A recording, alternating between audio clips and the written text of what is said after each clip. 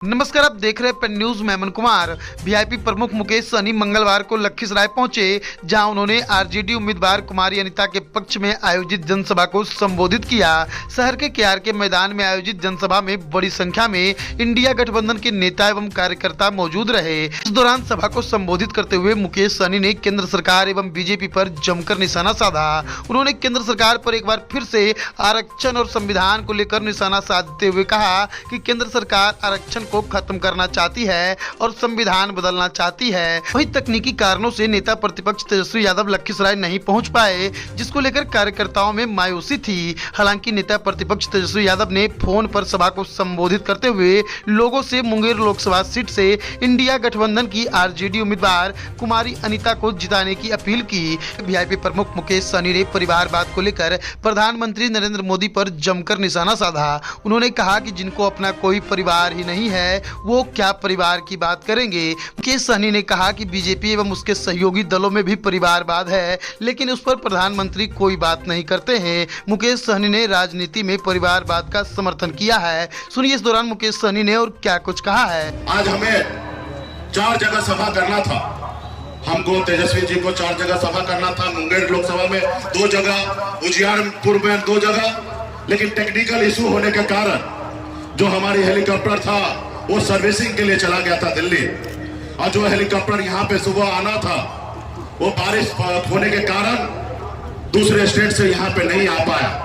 और इसके कारण, और आप सभी को जानकारी है, माननीय नेता प्रतिपक्ष श्री तेजस्वी प्रसाद यादव जी को कमर में भी तकलीफ है, दवा लेकर वो कार्यक्रम कर रहे हैं और यहाँ पे आने के लिए असमर्थ रहे।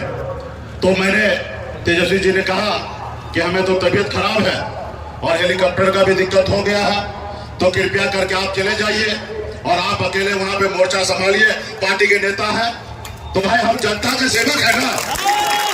जनता यहाँ पे हजारों की संख्या में आए और भला हमको हेलीकॉप्टर नहीं मिला तो क्या हम रुक जाएंगे? नहीं रुकेंगे। और हम बाय रोड पटना से यहाँ पे आ गए, अभी यहाँ से फिर उजियारपुर जाएंगे, क्योंकि हम लोग जनता के हक अधिकार के लिए लड़ाई लड़ने के लिए आए हैं। जो चुनाव है वो देश के प्रधानमंत्री बनाने का है, और साथ ही ये चुनाव बहुत खास है। खास इसलिए है साथियों क्योंकि हमारे देश का संविधान जो है वो खतरे में है साथियों। देश के लोकतंत्र व्यवस्था जो है वो खतरे में है साथियों। ये देश आपका है साथियों। आपके पूर्वज ने 250 साल अंग्रेज से लड़ाई लड़ा, तब जाके ये देश आजाद हुआ साथियों। इस देश में आजादी से पहले अंग्रेज का शासन हुआ करता था। लाखों की संख्या में आपके पूर्वज ने लड़ाई लड़ा, बलिदान दिया, शहीद हुआ, उसके बाद ये देश आजाद हुआ साथियों। इसलिए साथियों ये देश आपका है, हमारा है, किसी का जागीर नहीं है। आजादी के बाद बाबा साहब भीमराव अंबेडकर ने हमें एक संविधान बना के दिए साथियों, हमें एक लोकतंत्र बना के दिए। उस संविधान में गरीब पिछड़ा दलित को सर उठा के जीने के लिए अधिकार दिया गया साथियों, अधिकार दिया गया।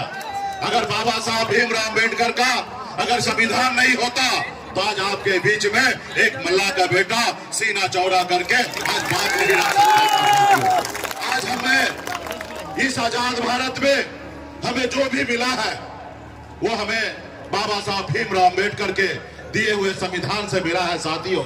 लेकिन ये मोदी जी जो है ये मानते नहीं है संविधान को, इसलिए साथियों जरूरी है इनको बदलने का।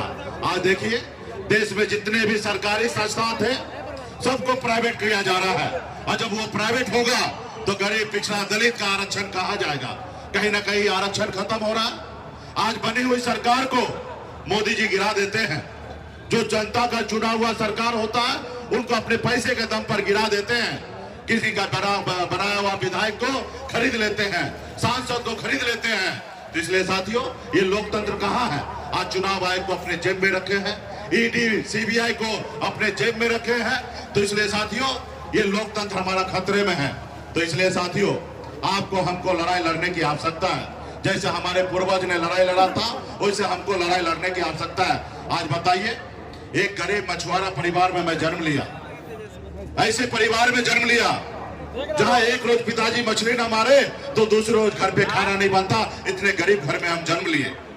हम गरीबी से लड़ते लड़ते बॉम्बे जैसे शहर गए, वहां मेहनत की, मजदूरी की, 900 रुपया महीने पे मैं नौकरी करता था और नौकरी मेहनत के दम पर बंबई में अपनी बेहतर जिंदगी जीने लगा, मुकाम को हासिल किया। फिर मैं मुड़कर देखा तो मैं तो काफी आगे निकल गया हूं, लेकिन हमारा समाज बहुत पीछे रह गया है। लोग चांद पे घर बनाने के लिए सोच रहा है, लेकिन आज भी बिंदान नोनिया मला चाहे तिहरबन पर इन निषाद का, अति पिछड़ा का, दलित भाई के लिए इस धरती पर रहने के लिए घर नहीं है। फिर मैंने बम्बई के ऐशोआराम जिंदगी को छोड़कर पिछले 10 सालों से मैं संघर्ष कर रहा हूं, अपने समाज के हक अधिकार के लिए लड़ाई लड़ रहा हूं। आज बताइए, क्या मैं गुनाह कर रहा हूं? अपने गरीब लोगों के लिए लड़ाई लड़ना क्या देश में कोई गुनाह है? अब बताइए, 2020 में संघर्ष करते करते हमने 4 विधायक बनाया। बिहार में बताया कि मल्ला का बेटा सिर्फ मछली नहीं मारता है, एक विधायक और सांसद भी बना सकता है। ये बिहार को हमने बताया। हमारे 4 विधायक बना, हमारे सहयोग से सरकार बना। अगर हम समर्थन नीतीश जी को नहीं देते तो बिहार में सरकार नीतीश जी का नहीं बनता। यूं कह दीजिए, एक मल्ला का बेटा के समर्थन से बिहार में सरकार बना। हमने उनको मुख्यमंत्री बनाया, हम मंत्री बने, अपने समाज के हक अधिकार के लिए लड़ाई लड़ रहे थे, लेकिन उनको अच्छा नहीं लगा। वो देखा जिस समाज को, जिसको बरसों से हम अपने पैर तले दबा के रखे, आज उसका बेटा खड़ा हो गया। इनको रोको, अगर नहीं रोकोगे तो बिहार में अति पिछड़ा 36% है, बहुत आगे निकल जाएगा। इसको रोको। और उन्होंने एक साजिश के तहत हमारे विधायक को खरीद लिया। जो सरकार हमने बनाया था उस सरकार से हमें बाहर कर दिया, इसलिए क्योंकि हम गरीब मजदूर का बेटा एक दलित समाज से आते, पिछड़ा समाज से आते।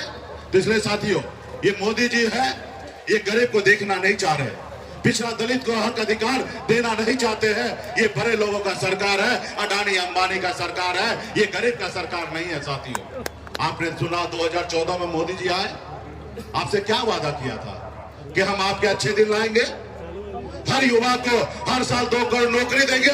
क्या नौकरी मिला? क्या आपके अच्छे दिन आए? उन्होंने कहा कि देश में किसान आत्महत्या कर रहा है, हम सरकार में आएंगे, हर किसान को आमदनी दोगुना करेंगे। क्या हुआ? उन्होंने कहा हर गरीब को पक्का मकान बना के देंगे, हुआ? नहीं हुआ। तो इसलिए साथियों, आज क्या कह रहे हैं मोदी जी? हिंदू, मुसलमान, मंदिर, मस्जिद, सनातन। अरे भाई बताइए, आप देश के प्रधानमंत्री हैं, 140 करोड़ देश के माए बाप हैं, और आप ऐसी शब्द की इस्तेमाल कर रहे हैं। मोदी जी, मैं आपसे हाथ जोड़ के कहता हूं कि कृपया करके 2014 में आपने जो भाषण दिया वही भाषण देश में दीजिए, जनता के बीच में, और तब जनता का आवाज सुनिए कि जनता क्या कह रहे हैं। जो आपने भाषण दिया था वो भाषण दीजिए। लेकिन 10 साल हो गया, आप कुछ नहीं किए हैं, और फिर भी आपको देश में मौका चाहिए।